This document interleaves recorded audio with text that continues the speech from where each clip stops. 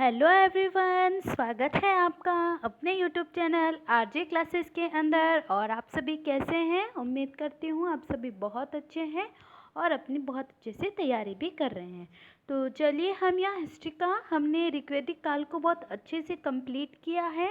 उसके हर एक पहलू, सामाजिक आर्थिक स्थितियों को जाना है। अगर आपने वो वीडियोस नहीं देखे हैं तो ऊपर आई बटन में वो आपको वीडियोस मिल जाएंगे। अब देखिए, हम ऋग्वैदिक काल के जो नेक्स्ट है, जिसको हमने दो भागों में बांटा था, अब हम उत्तर वैदिक काल को करते हैं। देखिए, उत्तर वैदिक काल की बात करें तो 1000 से 600 ईसा पूर्व में ये काल को मान्यता मिली है।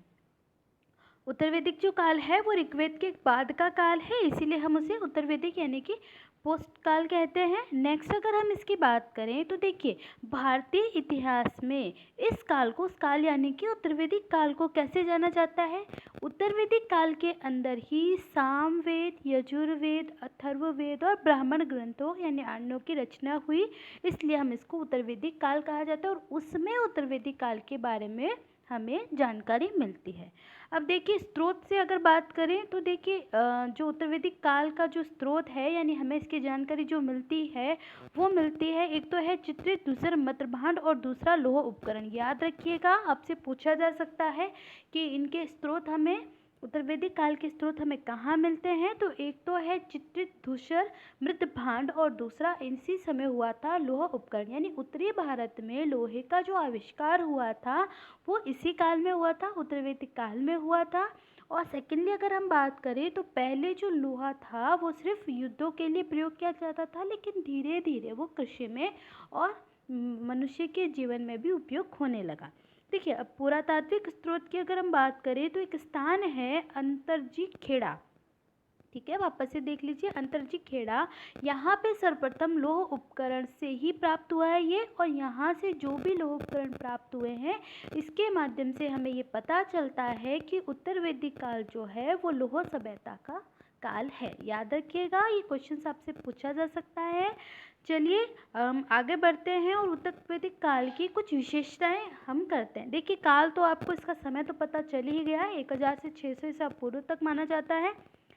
देखिए, वैदिक काल में जहाँ आर्य सिर्फ सिंधु सभ्यता तक थे यानी सिंधु नदी तक थे, वहीं पर ये आर्य अब आगे पंजाब से खिसक कर कुरुक्षेत्र तक गंगा यमुना दोआब में फैल गई थी। याद रखिएगा, ऋग्वेद जहाँ सिंधु तक सीमित थी, वहीं ये उत्तर वैदिक जो आर्य थे ये पंजाब, कुरुक्षेत्र यानी गंगा यमुना दोआब में फैल गए थे।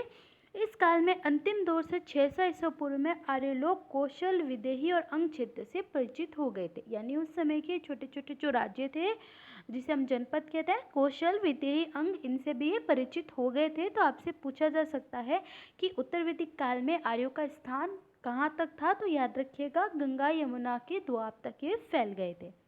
नेक्स्ट देखिए, इस काल की विशेषता की बात करें तो ये कृषि प्रधान था, अर्थव्यवस्था थी, यहाँ पे कबालीय संरचना में दरार पड़ना और वर्ण व्यवस्था का जन्म हुआ। देखिए, हमने ऋग्वैदिक काल में पढ़ा था कि कबालीय सभ्यता थी वहाँ पे, लेकिन उत्तर वैदिक काल तक आते आते सभ्यता में पूर्ण रूप से दरार पड़ गई थी और वर्ण व्यवस्था का जन्म हुआ। साथ ही बड़े बड़े साम्राज्यों का उदय हुआ। छोटे छोटे जो टुकड़े बंटे हुए थे, अब वो एक होकर एक बड़े साम्राज्य का उदय कर रहे थे। मैंने आपको बता ही दिया कि इस काल में जो मोस्ट इम्पोर्टेंट है कि उत्तरी भारत में लोह युग का प्रारंभ हुआ, कि उत्तरी भारत में अभी तक लोहे का युग नहीं आया था, लोग लोहे से परिचित नहीं थे, लेकिन जब उत्तर सभ्यता की बात आती है, उत्तर वैदिक काल की बात आती है, तो उत्तरी भारत में भी लोह युग का प्रारंभ हो जाता है। देखिए, नेक्स्ट विशेषता की बात करें, मैंने ये आपको बता ही दिया स्टार्ट में कि पहले लोहा युद्ध शस्त्रों के लिए प्रयोग होता था, लेकिन धीरे धीरे ये कृषि और आर्थिक गतिविधियों में भी प्रयोग होने लगा। अब इनकी देखिए कुछ प्रमुख स्थान हैं जो आपको याद रखने हैं उत्तर वैदिक काल के। एक तो है हस्तिनापुर, आलमगीरापुर, नोह, अंतरजी खेड़ा, वाटेसर और सभी कुरु पंचाल प्रदेश में पड़ते थे। याद रखिएगा, उत्तर वैदिक काल के ये प्रमुख स्थान हैं और ये स्थान आपको याद होने बहुत ज़रूरी है। याद रखिएगा, क्योंकि उत्तर वैदिक काल के अंदर ये आपसे पूछे जा सकते हैं। यहाँ पे भी लोह तो मैंने आपको बता ही दिया, अंतरखेड़ा, बस इससे ज़्यादा आपको इसके बारे में नहीं जानना। नेक्स्ट अगर बात करें तो यहाँ जो राजत्व है वो देवी उत्पत्ति के सिद्धांत का प्रारंभ इसी काल से माना जाता है कि राजा देवी उत्पत्ति है, यानी राजा जो उत्पन्न होते हैं ये देवताओं के द्वारा पृथ्वी पर भेजे जाते हैं, इस सिद्धांत को मान्यता देने वाला ये उत्तर वैदिक काल ही है। याद रखिएगा, बहुत सिंपल सा क्वेश्चंस है। हम अटक जाते हैं, हम ऋग्वेद में चले जाते हैं, लेकिन ऋग्वेद के समय में नहीं था। ये उत्तर वैदिक काल के संबंध में राजेश्वर देवी उत्पत्ति के सिद्धांत को मान्यता मिली थी। अंतरखेड़ा जो था वहाँ पे जौ, चावल, गेहूं के अवशेष मिले हैं और हस्तिनापुर से चावल और जंगली किस्म के गन्ने मिले। तो याद रखिएगा। देखिए, कुछ व्यवस्थाएं हैं जो कि कॉमन है। देखिए, हम सामाजिक, आर्थिक, राजनीतिक अलग से करेंगे, पर कुछ कॉमन विशेषताएं हैं जिनको हमें ध्यान रखना है। राजा अपनी इच्छा अनुसार, देखिए देवी उत्पत्ति है तो वो कुछ भी कर सकता है, क्योंकि वो देवताओं का हम वंश मान सकते हैं। तो राजा अपनी इच्छा अनुसार कुछ भी कर सकता है, यहाँ तक कि शूद्रों को पीट भी सकता था।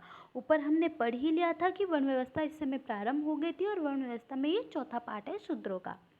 यद्यपि एक पत्नी विवाह आदर्श माना जाता था, लेकिन यहाँ पे बहुपत्नी विवाह भी प्रचलित था। याज्ञवल्क्य गार्गी विवाद का उल्लेख मुंडकोपनिषद में किया गया। ये मैंने आपको ऊपर पहले से ही बहुत अच्छे से क्लियर करवा ही दिया था। नेक्स्ट हम बात करें तो देखिए, गुरु की राजधानी अस्तिवत यानी हस्तिनापुर तथा पांचाल की राजधानी कापिल्य थी, और ये आपको पता होना जरूरी है, क्योंकि ये जो स्थान है ये उत्तर वैदिक काल के प्रमुख स्थान है। उत्तर वैदिक काल में कुरु, पांचाल, कौशल और कांसी तथा विदेह के प्रमुख राज्य थे। ये प्रमुख राज्य थे उत्तर वैदिक काल में, और जैमिनी उपनिषद ब्राह्मण गास्य द्वारा लिखा गया था। राजा एकमात्र राज्य का अधिकारी था, वह ग्राम की भूमि का मालिक न था। देखिए, राजा एकमात्र अधिकारी था, वो उस गांव की जो पूर्ण भूमि थी उसका मालिक नहीं था। तो देखिए, हमने कुछ विशेषताएं उत्तर वैदिक काल की देखी। तो आज के लिए इतना ही। नेक्स्ट क्लास में हम इसकी सामाजिक, धार्मिक, आर्थिक स्थिति के बारे में बात करेंगे कि किस प्रकार से ये ऋग्वेद से भिन्न है उत्तर ऋग्वेद काल, या ऋग्वेद काल से उत्तर ऋग्वेद काल किस प्रकार से भिन्न है, क्या क्या थी, क्या क्या परिवर्तन हुए, नारी की स्थिति कैसी थी, किस प्रकार के यज्ञों में शामिल थे, ये सभी हम नेक्स्ट क्लास में बात करेंगे। तो अगर आप हमारे चैनल पर नए हैं तो प्लीज़ चैनल को सब्सक्राइब कीजिएगा, लाइक कीजिएगा, शेयर कीजिएगा। Thank you.